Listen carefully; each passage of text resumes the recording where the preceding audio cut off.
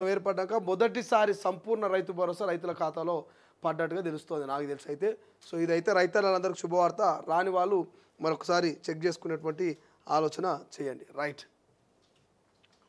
దిశలో చూస్తే ఆత్మీయ భరోసా ఎప్పుడు ఇస్తారు? భూమి లేని కూలీల కోసం 311 కోట్లు ఖర్చు చేయలేరా? లబ్ధాలకు సమాధానాలు చెప్పలేకపోతున్నా. గ్రామాలకు వెళ్తే మమ్మల్ని నిలదీస్తున్నారు. మంత్రులకు కాంగ్రెస్ ఎమ్మెల్యేల వినతులు. ఇక ఈ సీజన్లో ఒక్కరికి కూడా అందని సహాయం. గత సీజన్లో కేవలం 83,000 మందికి జమ. మొత్తం లబ్ధారుల సంఖ్య 5 లక్షలంట. వానాకాలం రైతు భరోసా స్కీమ్ పూర్తి అవ్వడంతో కాంగ్రెస్ పార్టీ ఎమ్మెల్యేల దృష్టి ఇప్పుడు ఇందిరమ్మ ఆత్మీయ భరోసాపై పడింది. వెంటనే ఈ స్కీమ్ కింద లబ్ధారుల అకౌంట్లో డబ్బులు జమ చేయాలని జిల్లా మంత్రులపై సదరు అధికారి పార్టీ ఎమ్మెల్యేలు ఒత్తిడి పెంచుతున్నారు. లేకపోతే గ్రామాల్లో పర్యటించలేని పరిస్థితి నెలకొనే అవకాశం లేకపోదని కూడా ఆవేదన చెందుతున్నారు. ఎందుకంటే గత సీజన్లో చాలా గ్రామాలు ఆత్మీయ భరోసా కింద డబ్బులు రాలేదు. దీంతో గ్రామాలకు వెళ్ళిన ప్రతిసారి లబ్ధిదారుల నుంచి వచ్చే ప్రశ్నలకు సమాధానం చెప్పలేకపోతున్నారంటూ వార్త కనిపిస్తుంది. 8వ పేజీ.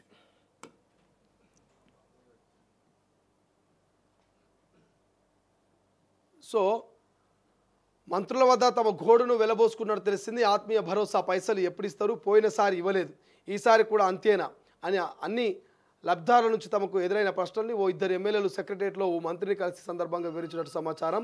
ఇక రైతు భరోసా స్కీమ్ కోసం 9 రోజులు 9,000 కోట్లు ఖర్చు చేసిన ప్రభుత్వం ఆత్మీయ భరోసా స్కీమ్ కోసం కేవలం 311 కోట్లను ఖర్చు చేయలేదా అనే చర్చ కాంగ్రెస్ ఎమ్మెల్యేలు జరుగుతున్నది.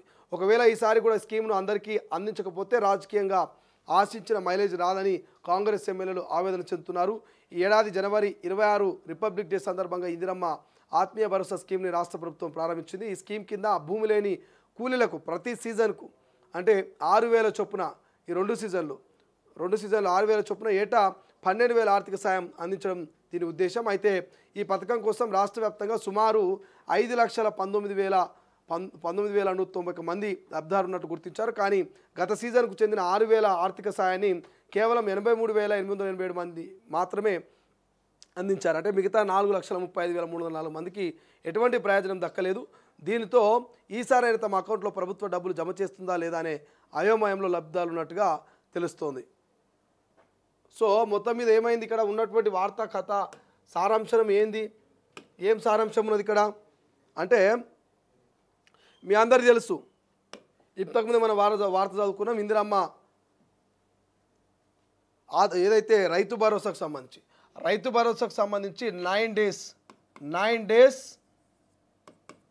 9,000 crores అని చెప్పేసి చెప్పుకున్నాం. 9,000 కోట్లు రైతుల ఖాతాలో వేసినామని చెప్పేసి రాష్ట్ర ప్రభుత్వం చెప్పింది. ఓకే, బట్ ఈ ఇందిరమ్మ ఆత్మీయ భరోసా ఒకటి ఉన్నది కదా, ఇది జనవరి 26 నాడు మరి స్టార్ట్ చేసిరు రాష్ట్ర ప్రభుత్వం.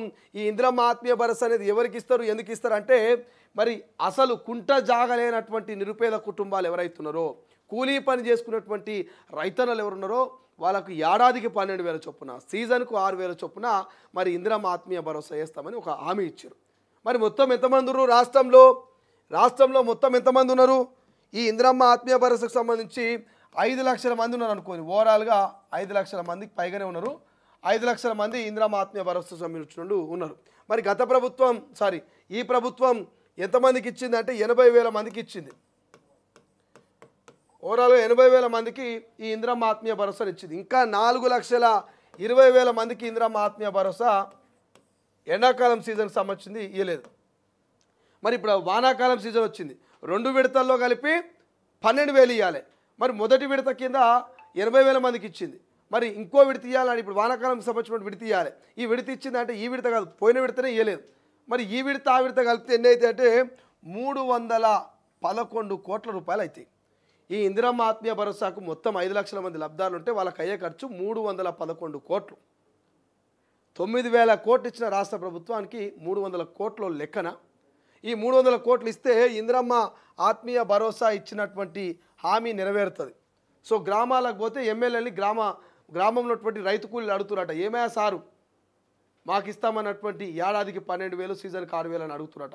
సో మరి రాష్ట్ర ప్రభుత్వం ఈ 311 కోట్లు రిలీజ్ చేసి మరి రైతు కూలీల మద్దతు కూడగట్టుకుంటుందా లేకపోతే వ్యతిరేకను తెచ్చుకుంటుందా అనేది చూడాలి. బట్ నాకు తెలిసి అయితే ఇవాళ రేపో దీని మీద డెసిషన్ తీసుకొని ఈ 300 కోట్లు రిలీజ్ చేసే ఛాన్స్ కనిపిస్తుంది. పెద్ద విషయం కాదు 300 కోట్లు అనేది రాష్ట్ర ప్రభుత్వానికి. 9,000 కోట్లు రైతు భరోసా వేసింది.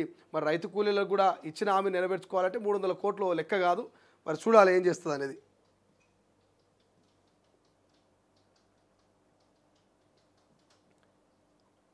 రైట్. ఇక సర్పంచ్ ఎన్నికలపై నేడు హైకోర్టు తీర్పు అంటూ వార్త కనిపిస్తుంది. 30 రోజుల గడువు కావాలన్న రాష్ట్ర ప్రభుత్వం 2 నెలల సమయం కోరిన ఈసీ న్యాయస్థానం తీర్పుపై సర్వత్రా ఉత్కంఠ అని చెప్పేసి మనకు కూడా వార్త కథనం కనిపిస్తూ ఉంది.